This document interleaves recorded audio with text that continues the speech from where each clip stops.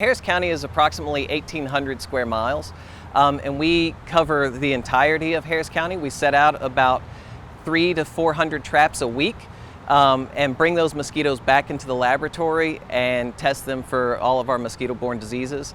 When the temperature starts to warm up, the mosquitoes come out. Especially if you combine that warming with a recent rain like we had this past week, we expect to start seeing some nuisance populations of mosquitoes begin to increase. Mosquitoes are ectothermic, or cold-blooded, meaning their body temperature matches closely with that of the environment. This is why they love the warmth. But how do they bear the cold?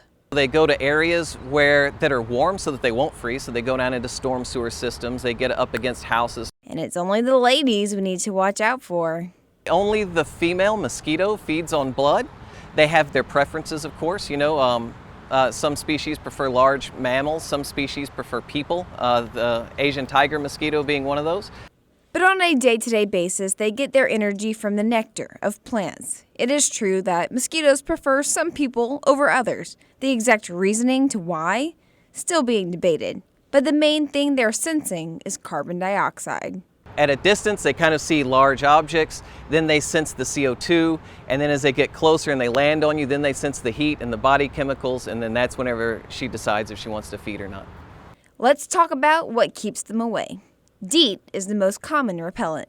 There's picaridin, there's IR3535, there's oil of lemon eucalyptus, and they all act in a variety of ways. Some of them have a strict repellency where the mosquitoes just don't like that, and others kind of mask your scent so that the mosquitoes don't necessarily know that you're a food source. And so several things that Harris County residents can do to actually help us out is to take care of a lot of mosquito issues that are occurring on their properties. This includes storing away kiddie pools, tires, and bird baths. This one is full of mosquito larvae. Run clean water through it and rub it with a brush and refill it with water and it'll be good.